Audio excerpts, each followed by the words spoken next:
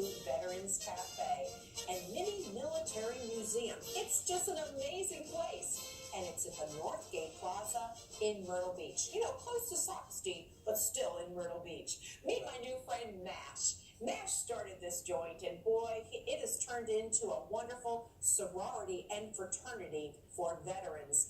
And usually the place is packed with men and women who have served. This must mean a lot to you. It does. I mean, it does good for our heart just to see the veterans that come in here, know that they're welcome here, know that we're proud that they have served our country, put their lives on the line for us, and that means a lot to us, that they even spend their time with us.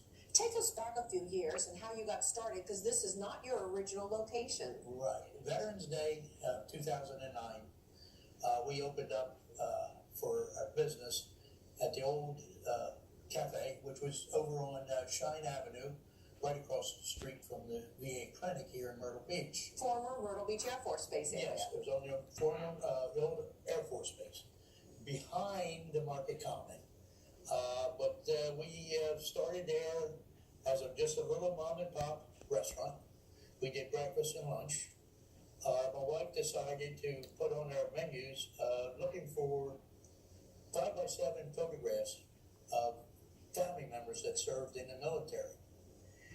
And we put that on the menu, and this is what happened. We just don't have too many 5x7s, but we have a whole lot of everything else. I was amazed down here below. You can't see it from the cameras here, but you have a variety of newspaper articles from World War II. Yes. They were given to us at the old place. A gentleman came in and threw a black plastic bag on the counter and said, "Do you want these?" And I, "Well, what is it?" And we opened it up and saw the newspapers and saw the dates on them, and said, "Well, you know, you should keep this." He said, "Well, I want to give them to my kids, but the kids want to throw them away."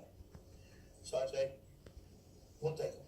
And my wife went out and bought frames, and we put every newspaper in the frame, and we keep it out on display at the museum all the time, at the cafe all the time. Every photo in here features a celebrity, and when I say celebrity, I mean someone who has served our country. That makes them a celebrity. But there have been some extra special people who have shown up too. You told me one of your favorites was Buzz Aldrin. Buzz Aldrin, the astronaut, second man on the moon. He was here back in 2010, 2011. He was the Grand Marshal of the Memorial Day Parade. He came to our restaurant to talk with the wounded warriors that were here with Sense for Soldiers.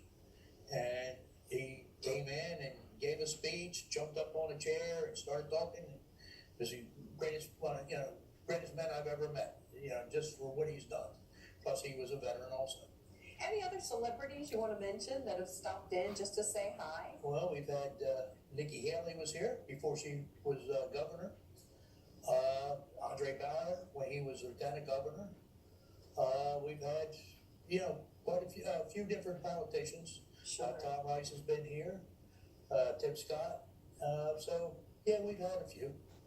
The menu is unique too because, of course, as you mentioned, you serve breakfast, but you also serve hoagies. Some people know them as submarine sandwiches, all sorts of hot sandwiches and salads.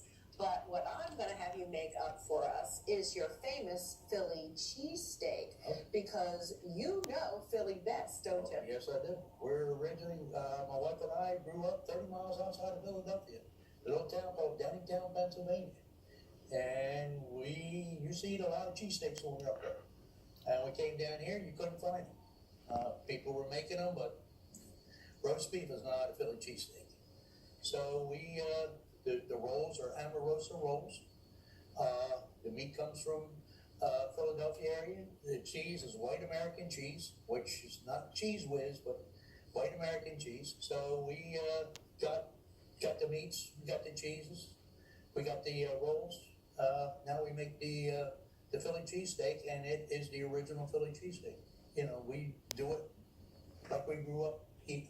So you do it right, and I'm sure that so many of the veterans who come in treasure those sandwiches because you can't find them anywhere in town. It's really pretty hard to There's a find. few places that do them now. Back when we started, in '09, back when I started here in 1990, you couldn't find one. And we had the first one in the Myrtle Beach area back in 1990. What is your hottest selling item, Lou? Cheesesteaks, the Philly cheesesteak, mushroom cheesesteak. That's, we sell them and everybody realizes that's the real bully, so they gotta be good. I keep going back and forth between Lou and Mash, That's our, but everybody calls you Mash. yeah, well, not everybody, but most people do. It is a cute name. Well, I can tell you how I got it, but it'll be a lie. Goes along with his last name, I would think. Yes. So, so tell me a little bit more about this place. You're open 6 days a week, and now it's not just that you're the owner and the chef, but it's become an obsession, a passion, a love of your life. Well, I've been doing it since 2009. We've been in this location since 2013. It's just something I grew up doing. I love doing it. We just enjoy doing it, and we want to do it for a while. Who taught you how to cook?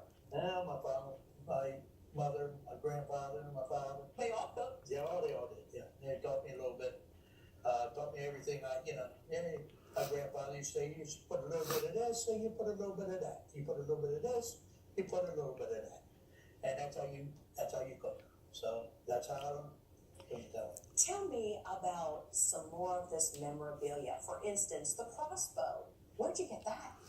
The crossbow was given to us by a Vietnam veteran. That when he brought it to us, it was busted up. It was in 3 pieces. He didn't have no use for it, so I said, well, we'll find something to do. And then while we were holding it, a gentleman walked in and he knew of a Montagnard community up in North Carolina.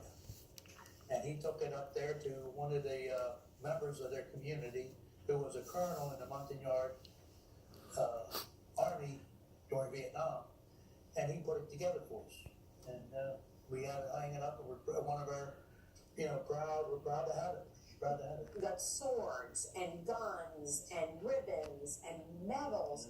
Is there anything you've really been wanting to put here in this military museum that you don't have yet? What is it? CMH, Congressional Medal of Honor. I'd love to have one, but that's something you can't just get. That's something. The only way you get one is to earn one, and it's not going to happen for me. So it's not going to happen for the restaurant. But that's the one thing we're missing here that means a lot to us. That means a lot to any veteran. That the Congressional Medal of Honor. You told me that a lot of the public come in. They walk in, they think, oh, maybe it's just for veterans, but it's not. But they love to come in and hear the war stories. Well, we started with some of the groups that come in. We get a lot of guys with the PTSD, the groups that meet at the vet center, the ones that meet at the clinic. They come in and we'll have lunch or breakfast, and they'll sit and talk, just tell war stories. Other people will be sitting by listening, and the next thing you know, they join. And it's something that's been going on since we've opened up, and it's something we're proud and we're glad to see. It just lets everybody feel comfortable. Let them know, especially the Vietnam veteran who was not well appreciated. They know that this is a place they can come and they can feel welcome. And that means you can come into the Veterans Cafe here at the Northgate Plaza Monday through Saturday for breakfast or lunch. And you'll feel the passion the minute you walk in the door from my friend Mash. And don't worry, I'm going to take home the cheesesteak sandwich. You better believe it. Thanks, Mash. Thank you. Right after this, Sam Ward fills